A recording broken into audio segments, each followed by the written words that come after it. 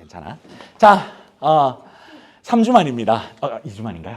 그쵸. 2주 만입니다. 반갑습니다. 오늘 저희 말씀의 제목은요, 부활의 은혜는 계속되어야 합니다. 부활의 은혜는 계속되어야 합니다. 라는 제목으로 함께 이제 은혜를 좀 나누겠습니다. 말씀을 하기 전에 날씨가 굉장히 따뜻합니다. 굉장히 졸릴 겁니다. 그래서 제가 오늘은 조금만 빠르게 할게요. 조금만 빠르게 할 거라서 사실 설교가 그렇게 짧지가 않아요. 짧지가 않아서 그래서 좀 빠르게 할 거니까 조금 딱 집중해서 우리 같이 말씀 은혜 좀 나눴으면 좋겠어요. 우리가 이제 21세기를 살아가면서요, 우리들에게 이제 우리의 이 21세기의 이 삶에서 삶의 의미에 따른 흐름들이 존재합니다. 여러분들 잘 알다시피 지금 21세기죠. 20세기, 19세기, 18세기 쭉쭉쭉쭉 그 100년 단위마다 전체적인 그 100년의 흐름이 있습니다. 좀 말이 좀 어렵게 느껴질 수가 있는데 자세한 설명을 하면 좀 재미가 없으니까 이제 이 현대 사회의 흐름만 잠깐 간단하게 얘기하면 우리는 여러분도 많이 들어봤을 겁니다. 20세기 후반 1차 세계대전, 2차 세계대전이 끝나고 나서부터 전 세계적인 흐름이 포스트 모더니즘이라고 하는 사회로 진입을 했습니다. 그게 지금까지 이제 이어지고 있는 이제 시대인데요. 간단하게 여러분 다 이미 여러분들의 삶입니다, 이게. 그래서 제가 이 포스트 모더니즘이 어떤 이제 사회를 추구하느냐 가지고 와봤는데, 포스트 모더니즘은 크게 4가지를 추구합니다. 첫 번째, 모든 것은 상대적이다. 그러니까 이제 절대적인 그게 없어요. 모든 것은 상대적이고, 두 번째, 모든 것이 상대적이기 때문에 진리는 고정이 된 것이 아니다. 그러니까 진리가 희미해진 시대이죠. 그리고 세 번째, 진리가 고정이 되지 않으니까 시대와 사람마다 다르게 해석하는 것이 가능하다. 그러니까 진리가 이제 희미해지다 보니까 네 말도 맞고 얘 말도 맞고 옆에 지나가는 강아지의 말도 맞고 앞에 지나가는 고양이의 말도 맞아요. 그러니까 틀렸다라는 말을 할 수 없는 시대가 지금 이 포스트 모더니즘의 시대입니다. 그리고 마지막 4번째, 그런 다양성과 다양한 경험을 인정하고 존중해 줘야 된다라는 시대입니다. 이 4가지를 전체적으로 추구하는 시대가 포스트 모더니즘 시대다라고 이야기를 합니다. 여러분들 학교 다니면서 얼핏 들어봤을 겁니다. 얼핏. 그래서 이제 이 포스트 모더니즘 사회를 20세기 이제 1차, 2차 세계대전이 끝나고 나서부터 이제 이 시대가 왔다라고 학자들은 이야기를 하고 있습니다. 제가 설교 준비한 건 아니지만 그 전에는 포스트 모더니즘 시대였습니다. 모더니즘 시대는 이제 아까 제가 얘기했던 포스트 모더니즘 시대와 완전 반대. 절대적인 진리가 있고 절대적인 진리의 기준에 맞지 않는 거는 이제 맞지 않다라고 이야기를 할 수 있었던 시대였습니다. 그런데 1, 2차 세계대전을 통해서 이제 이게 완전히 뒤바뀌었죠. 자, 근데 여러분 이 4가지 말 좀 공감 가지 않습니까? 여러분 어쩌면 이게 여러분 삶입니다.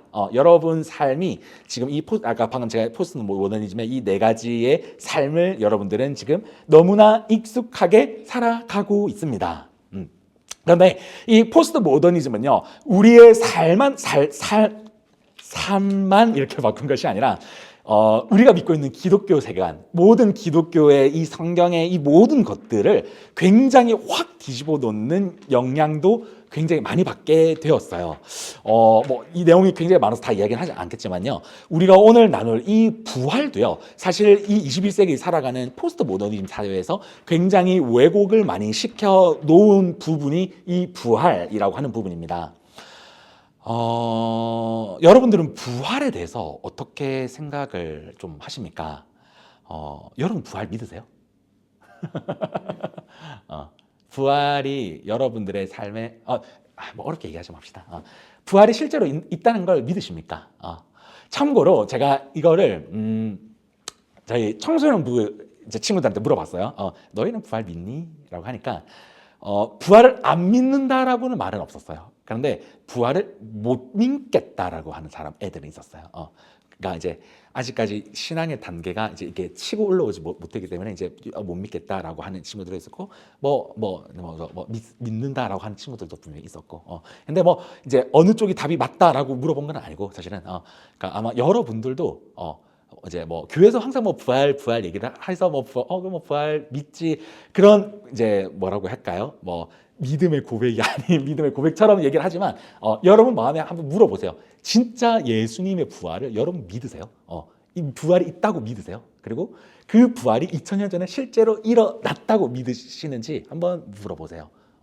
사실 이것을 내가 믿는다라는 이 믿음이 사실 적은 믿음이 아닙니다. 이 고백 자체가. 자, 그런데 오늘 이제 그걸 제가 얘기를 하려고 하는 건 아니고요. 네, 이제 이거는 이제 여러분들이 오늘 이제 책을 한번 해보셨으면 좋겠고, 그런데 이 세상, 이제 우리가 지금 교회를 다니고 있는 이 세상, 우리가 이 교회 공동체가 아니라 밖에 있는 세상이 이야기하는 이제 뭐 예를 들어서 사회학자, 역사학자, 아니면 이제 뭐 이제 그런 많은 사람들이 이야기하는 부활은 조금 우리가 교회에서 이야기하는 부활과 사실 조금 다릅니다. 여러분도 혹시 유튜브 이렇게 보시면 우리 막 이제 교회에서 이야기하는 부활 말고요. 이제 역사학자들이나 사회학자 아니면 아니면 한국사 강사 이런 사람들이 이런 기독교 역사 부활 역사 이런 거에 대해서 한 번쯤은 보셨을 겁니다. 근데 거의 대부분 어떤 얘기를 하고 있냐면 포스트 모더니즘에 일각해서 이야기를 하고 있습니다. 이제 그러니까 물론 이제 그게 일반화처럼 다 이야기를 하는 건 아니지만 얼추 다 이렇게 이야기합니다. 어떻게 이야기하면요. 기본적으로 부활에 대한 이야기는 실제로 있었던 이야기가 아니다라고 이야기를 할 겁니다. 그리고 이 부활에 대한 이야기는 단순히 이 기독교 사회에서, 기독교 문화에서 단순히 단군 실화나 아니면 설화 정도의 이야기로 이야기를 하고 있다라고 아마 이야기를 할 겁니다. 그리고 이 이야기 안에서 많은 기독교인들이 이제 예수의 부활을 얘기하는 게 아니라 예수께서 이제 죽었다가 살아났다라는 그런 이제 설화가 있는데, 그래서 그 어려운 가운데서 예수가 부활한 것처럼 이런 기독교 안에는 희망이 있다. 희망이 있다. 그러니까 예수께서 부활했으니까 이제 우리가 이것을 교훈 삼아서 어려운 가운데서도 그런 예수께서 힘든 가운데서 이겨냈듯이 우리도 이겨낼 수 있다라는 그런 관점, 그런 관점을 이야기를 합니다. 그런 관점을 이야기를 하고 그 관점에서 많은 사람들의 생각을 포용하고 생각을 존중하게끔 만들어 버리게 인문학적인, 그러니까 포스트 모덤적인 이 부활의 해석입니다. 우리가 이야기하는 부활과 좀 다르죠. 그래서 자연스럽게 이제 제가 방금 지금 이 얘기가 아까 방금 제가 얘기했던 포스트 모더니즘 그 특징 4가지가 다 들어가 있습니다. 다 이렇게 모든 것은 상대적이고 상대적이기 때문에 진리가 고정되어 있지 않고 고정되어 있지 않으니까 다양하게 해석이 가능하고 다양하게 해석이 가능하니까 그 다양한 해석의 모든 말들을 인정을 해야 된다. 방금 제가 이야기했던 그 포스트 모더니즘의 부활의 해석이 지금 이 4가지가 지금 다 들어가 있어요. 그렇기 때문에 자연스럽게 우리가 이 부활에 대한 이야기를 하게 되면요, 자연스럽게 믿겨지지 않게 되고 부활 안에서 우리의 삶에 주는 진짜 예수 그리스도의 부활이 아니라 이 말씀에서 주는 교훈이다 정도로 이제 해석을 하는 것이죠.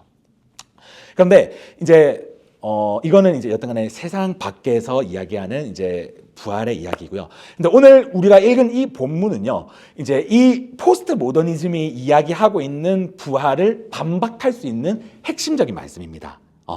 오늘 우리가 살아가는 21세기 이 복잡한 이 시대 가운데서요, 정확하고 확실한 진리, 그리고 예수 그리스도가 영적인 부활이 아니라 육적인 부활이 있었다라는 본문이 사실 오늘 이 본문입니다. 그래서 성경의 기록은 수많은 이제 이야기를 하지만 오늘 이 본문은요, 예수 그리스도의 확실한 부활을 이야기를 하고 있어서 오늘 제가 이 본문을 가지고 왔습니다. 그래서 오늘은 여러분들과 함께요, 이 부활의 은혜에 대해서 이야기를 한번 해볼까 하고요. 다음 주는 부활의 은혜를 지닌 자들이 가지고 있는 능력에 대한 것들을 한번 이야기를 해볼까 합니다. 그러니까 시리즈물이에요. 오늘이랑 다음 주. 그래서 부활에 대한 이야기들을 좀 해볼까 합니다. 말씀에 들어가기에 앞서서요, 이거는 좀 부록이니까 여러분 참고하고 좀 가시면 좋겠어요. 살짝 신학적인 이야기입니다.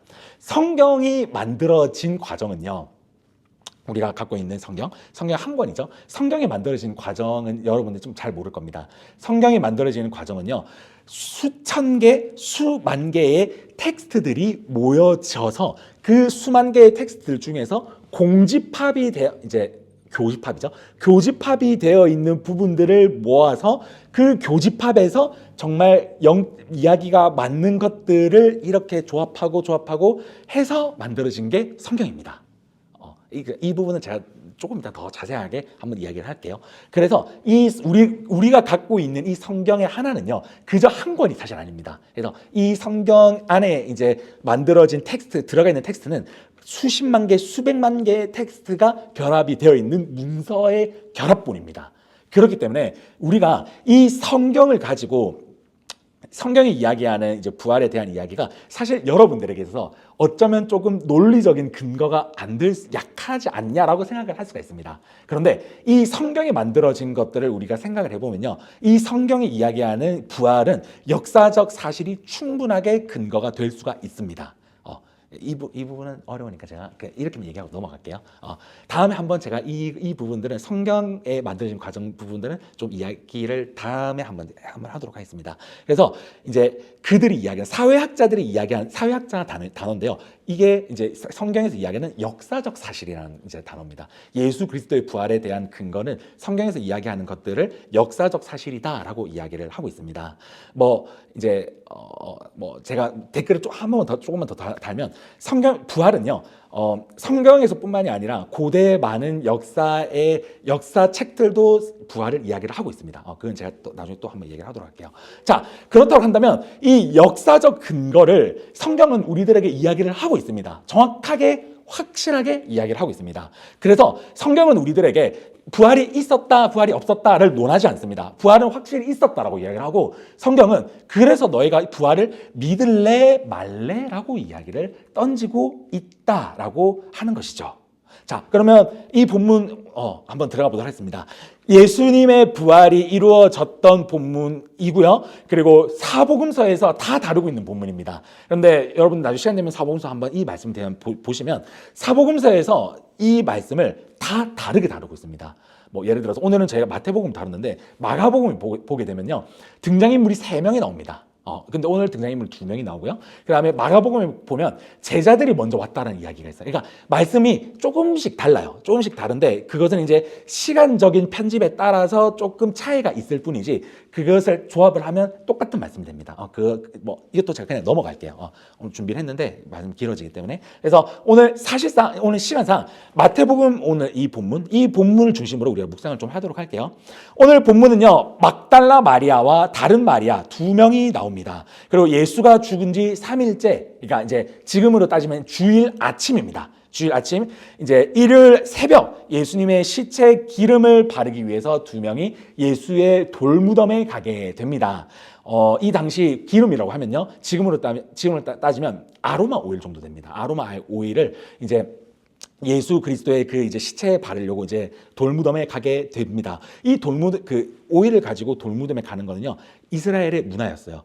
그러니까 이제 이스라엘 사람들은 이제 그 시체를 부패하지 않게 오일을 발랐다고 해요. 그래서 이제 하나님께서 다시 오실 때 이제 그 부패하지 않은 몸이 그대로 일어날 거다라는 그런 이제 문화가 있었어요. 그래서 이제 기름을 발랐다고 해요. 근데 이제 그들이 기름을 이제 이렇게 바르러 갔는데, 이제 성경에서는요, 조금 멋있는 천사가 한 분 이제 이렇게 이제 등장을 합니다. 성경에서 제가 이제 2절에서 3절인데요. 이건 제가 읽어볼게요. 2절, 큰 지진이 나며 주의 천사가 하늘로부터 내려와 돌을 굴려내고 그 위에 앉았는데 그 형상이 번개에 같고 그 옷은 눈같이 희거늘이라고 이야기를 하고 있습니다. 오늘 마태복음에서 이야기하는 천사의 모습은 이런 모습입니다. 우선 천사가 번개같이 생겼대요. 번개같이 이렇게 좀 날카롭게 생겼나? 하여튼 번개같이 생겼다 그러고요. 그 다음에 옷은 눈과 같이 새하얗다라고 이야기를 합니다. 그리고 천사가 내려오면서 천사가 자기가 지진을 일으켰다고 합니다. 그러니까 이제 자기의 존재감을 드러낸 거죠. 그리고 하늘에서 이제 번쩍 나타냈는데, 그런데 여기서 끝나는 것이 아니라 이 천사가 예수 그리스도의 그 돌무덤을 천사가 굴려냈다라고 이야기를 합니다.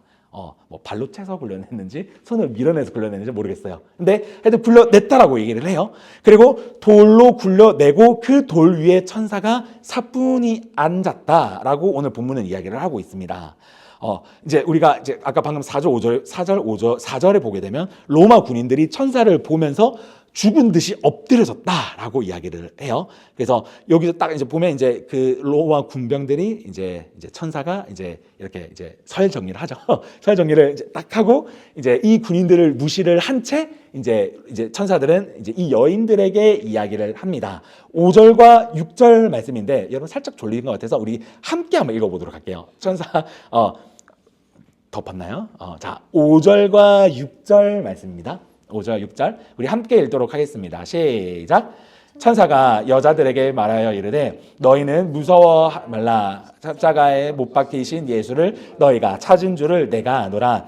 그가 여기 계시지 않고 그가 말씀하시던 대로 살아나셨느니라. 와서 그가 누우셨던 곳을 보라. 아멘. 얘들아, 너희 예수님 보러 왔지? 예수님 있잖아. 전에 사역하시면서 말씀하셨듯이 진짜 지금 살아나셨고 지금 계시지 않아. 한번 볼래? 라고 얘기를 한 거죠. 그래서 이 여인들이 예수님이 없다라는 것을 확인을 합니다. 그리고 예수님께서 부활하신 것을 확인을 하면서 여인들은 그런 생각을 했을 겁니다. 예수님을 3년 동안 쫓아다니면서 예수님께서 부활에 대한 이야기를 언급을 가끔씩 하셨어요. 그런데 이제 이 여인들은 그런 생각을 했겠죠. 뭐 예수님께서 왜 뭐 저런 얘기를 할까? 이 인간사에서 사람이 죽었다가 살아난 사람이 없는데 예수님께서 왜 저런 이야기를 할까 하면서 그냥 예수님의 그 말씀을 듣고 분명히 흘렸을 겁니다. 듣고 흘렸을 건데, 근데 이제 그 듣고 흘린 말씀이 이제 예수님의 그 무덤을 보면서 이제 생각이 났던 것이죠. 이제 이 여인은 그 말씀이 생각이 나면서 당혹함, 뭐 신기함, 뭐 두려움, 아니면 뭐 기쁨, 진짜 오만 감정이 든 상태로 이제 천사의 이야기를 계속 듣게 됩니다. 그래서 이 천사가 이제 제자들에게 이제 예수 그리스도가 살아났다라고 이제 그걸 알려라라고 이제 성경에서는 이야기를 아까 우리가 방금 읽었죠. 그래서 이 여인들은 그 5만 가지의 생각을 가지고 이제 제자들에게 달려가려고 할 때쯤 옆에 익숙한 소리가 들립니다. 9절 말씀이에요. 예수께서 그들을 만나 이르시되 평안하냐 하시거늘 여자들이 나아가 그 발을 붙잡고 경배하니라는 말씀이 있습니다. 자, 방금 천사가 부활했다라고 이야기하신 그분, 네, 예수님입니다. 예수님이 여인들을 부르면서 평안하니라고 인사를 하십니다. 예수님께서 성경을 보시게 되면 이 평안하니라는 이 말씀 참 많이 하십니다. 예수님께서 안녕이라고 한 얘기가 똑같은 말씀이에요. 자, 그런데 우리 오늘 이 9절 말씀을 좀 잘 봐야 됩니다. 이 9절 말씀에서요, 여인들이 예수님의 이 평안하냐라는 말씀을 듣고 한 행동을 한번 보세요. 예수님의 이 평안하냐라고 했을 때 여자들이 나아가서 그 발을 붙잡았다라고 이야기를 합니다. 자, 여기에서 제가 아까 앞에서 이야기했던 내용과 좀 이야기를 좀 해보겠습니다. 포스트 모더니즘이 이야기했던 그 부활에 입각해서 이 말씀을 보게 되면요, 이 여인들은 예수님의 발을 잡을 수 없었을 겁니다. 그런데 오늘 우리가 이야기하는 성경은요, 예수 그리스도의 영을 붙잡았다라고 얘기하지 않아요. 예수 그리스도의 육체의 발을 붙잡았다라고 이야기를 합니다. 그러니까 예수 그리스도의 실제 살아났던 몸을 실제로 이 여인들은 붙잡았다라고 성경은 오늘 확실하게 이야기를 하고 있다라는 것이죠. 예수님의 부활, 이 여인들이 처음 만나게 됩니다. 자, 그런데요, 예수님의 이 부활을 12명의 제자들이 아니라 이 여인들에게 먼저 나타나셨던 이유, 이 여인 2명에게 먼저 예수님의 그 부활의 모습을 나타나셨던 이유가 무엇일까요? 오늘 여러분들이랑 저랑 좀 묵상할 포인트가 이제 이 포인트입니다. 이 여인들은요, 사실 다른 사람들이랑 똑같았습니다. 예수님의 말씀이 좋아서 따라다녔던 사람들이었고요. 그리고 예수님의 기적을 보면서 신기했던 사람들이었습니다. 그리고 예수님 잡혀가실 때 로마 군인들이 무서워서 도망갔던 사람들이고요. 그리고 예수님의 십자가에 못 박히실 때 예수님 옆에 함께하지 못했고 도망갔던 자들이 바로 이 여인들입니다. 그런데요, 이 여인들이 다른 사람들과 다른 모습이 딱 한 가지 있었는데 그것은 바로 예수님의 사랑의 흔적이 남아있던 자들이었습니다. 우리가 크레파스를 스케치북에 쭉 끄면 그 이제 흔적이 크레파스의 흔적이 남잖아요. 이 여인들 마음에 그거와 마찬가지로 예수 그리스도의 흔적이 남아 있었다라는 것입니다. 비록 다른 사람들과 똑같은 생각과 행동을 했지만요, 이 여인들에게는요, 예수 그리스도의 사랑을 받아봤던 자들이었어요.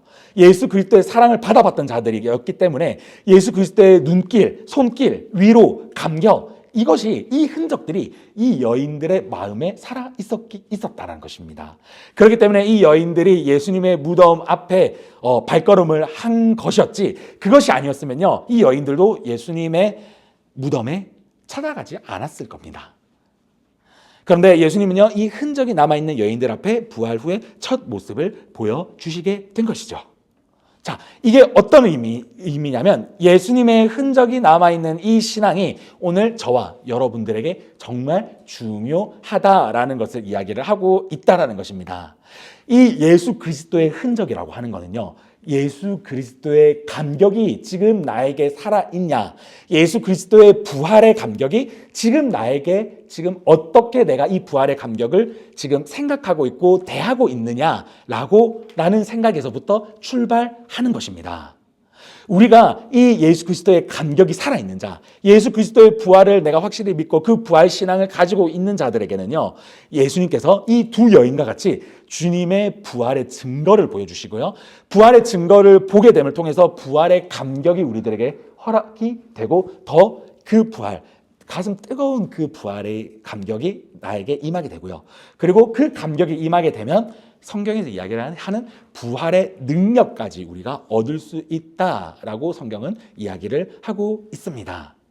우리 사랑하는 고향교회 우리 청년 여러분, 지금 우리 시대는요, 방금 제가 앞에서 이야기했듯이 포스트 모더니즘 사회, 이 부활을, 예수 그리스도의 부활을, 육적인 부활을 이야기를 하지 않고 영적인 부활, 그리고 심지어 부활이 없다라고 이야기하고 있는 시대를 우리는 살아가고 있습니다.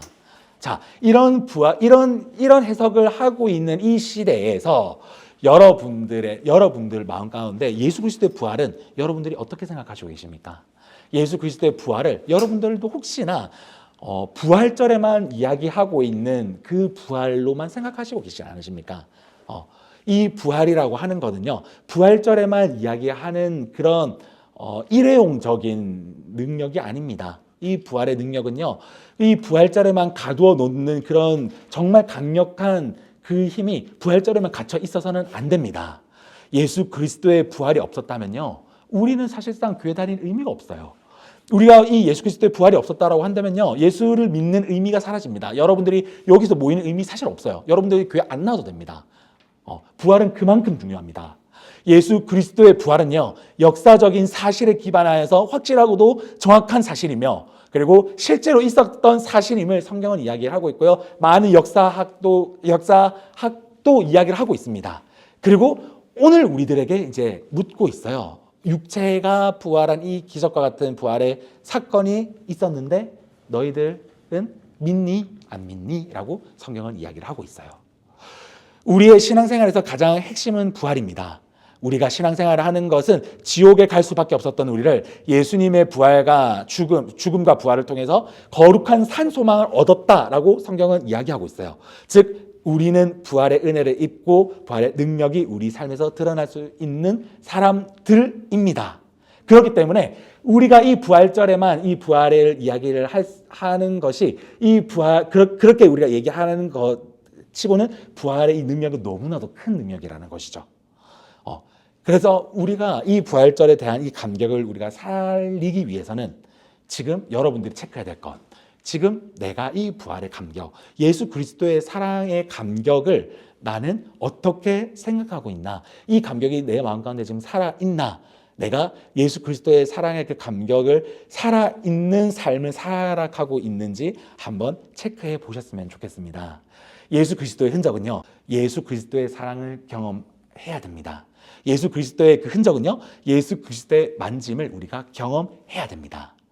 그래서요, 이제 우리가 이제 또 오늘부터 다음 그리고 이제 계속 쭉 올해 이 예수 그리스도의 사랑을 경험하기에 우리가 힘쓰는 예배를 드릴 거고요, 예수 그리스도의 만지심을 경험하는 그런 예배를 우리가 계속해서 예배를 드릴 겁니다. 그래서 저와 여러분들이요, 물론 이 예수 그리스도의 사랑의 만짐 그리고 여러분들의 그 신앙의 온도차들은 사실 다 다를 겁니다. 그런데 그 온도차가 다 다르지만 우리가 하나의 목표를 가지고 하나의 표대를 가지고 빌립보서에 예수 그리스도라는 표대를 가지고 내가 끝까지 달려가겠다라는 그 사도 바울의 말과 같이요. 우리의 예배도요. 예수 그리스도의 그 표대를 가지고 여러분들의 그 마음에 예수 그리스도의 사랑의 감격을 회복시키고 그 사랑의 감격을 회복시키면서 우리의 그 십자가의 부활의 감격 그리고 부활의 능력까지 회복할 수 있는 청년으로서 여러분들 함께 나아갔으면 좋겠습니다. 이제 여러분들 삶에 나아가게 될 겁니다. 여러분 학교와 또 직장과 또 이제 여러분 삶에 나아갈 때요. 오늘 이 말씀을 통해서요. 부활 신앙을 여러분들이 회복하였으면 좋겠습니다. 이 부활 신앙을 회복한다라는 것은 내 가슴 속에 내 마음 속에 예수 그리스도의 흔적을 새기는 겁니다. 예수 그리스도의 흔적을 새긴다는 것은요. 예수 그리스도의 사랑을 내가 경험하고 예수 그리스도의 사랑을 내가 지금 붙잡고 있느냐. 예수 그리스도를 내가 정말 진지하고 정말 그 뜨거운 사랑을 지금 내가 경험하고 있느냐를 한번 돌아보는 그것. 거기에서부터 시작하는 것입니다. 우리가 이번에 이제 그거를 이제 꼭 기억하면서요. 오늘 이 부활의 은혜. 이제 우리가 이렇게 예수 그리스도의 흔적으로서 이 부활의 은혜를 경험을 해야 된다고 한다면 그렇다면 우리가 부활의 은혜를 경험한 자들은 어떤 부활의 능력이 있는지 다음 주에 함께 나누는 시간 가져보도록 하겠습니다.